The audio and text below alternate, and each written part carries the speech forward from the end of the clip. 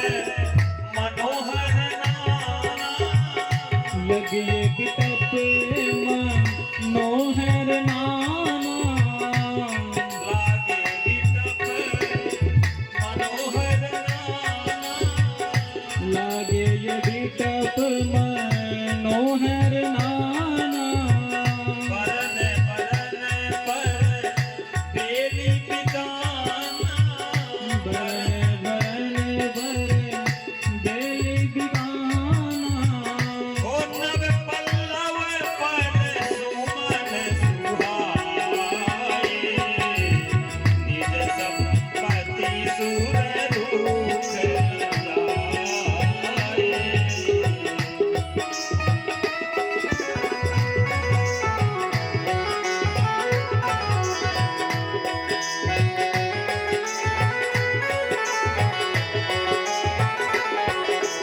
और उसी वन में कौन कौन चाहक रहा है, गोसाई जी लिखते हैं, चातक कोकिल कीके चकोरा, चातक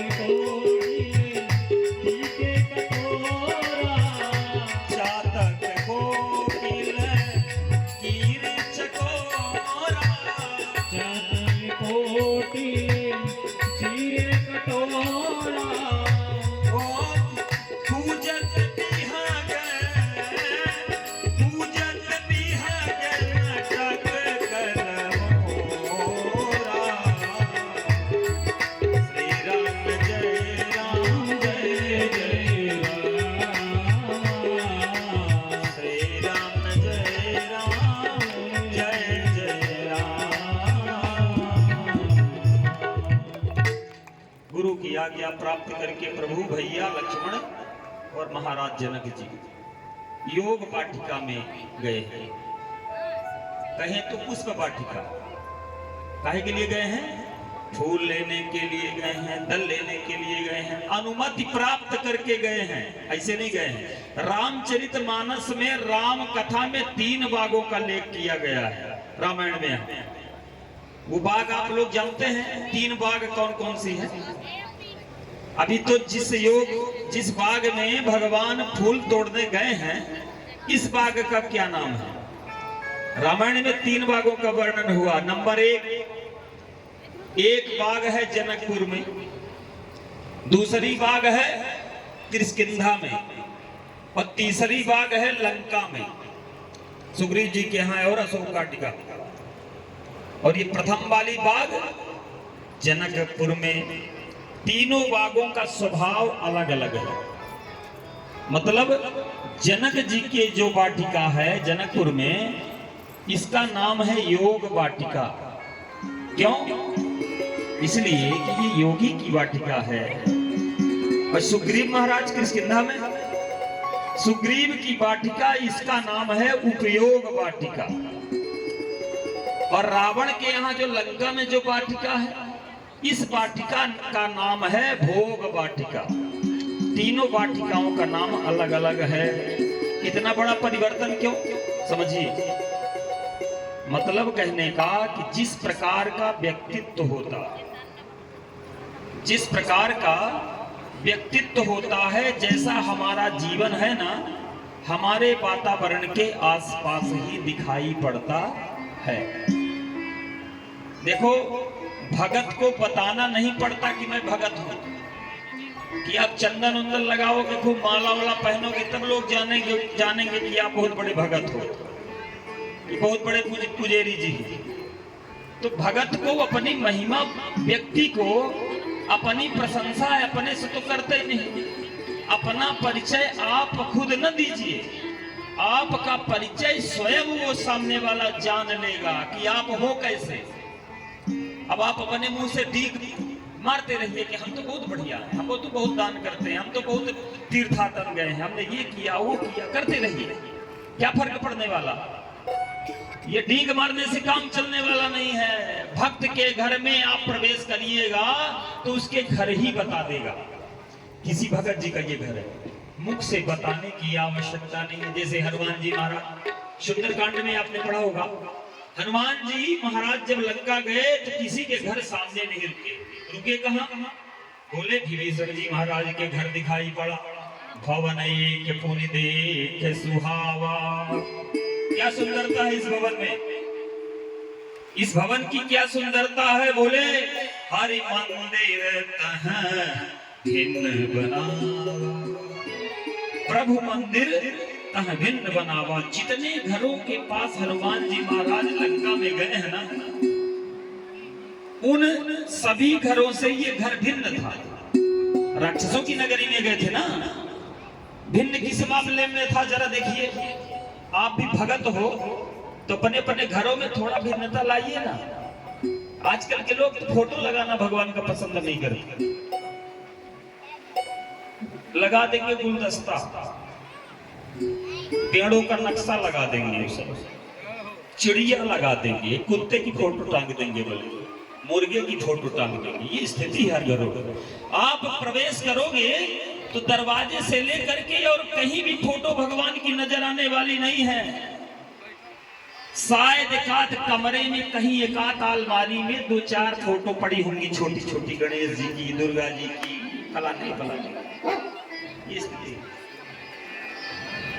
कैसे सुधरोगे, कैसे राम जी के भक्त बनोगे? विभीषण जी के यहाँ हनुमान जी महाराज ने गए तो क्या देख रहे हैं कि हरि मंदिर तह भिन्न बनावा।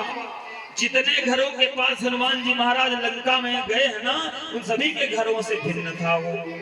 क्यों? इसलिए कि उनके घर में भगवान का मंदिर बना हुआ था। और उसमें भिन्नता क्या थी? बोले रामायुध अंकित गृह शोभा बरने न जाए, नव तुलसी का वृंदत है, देखी हरसी कपिला। अच्छा, भगत बनना है तो खूब तुलसी का बिरवा लगा दीजिए द्वार पर।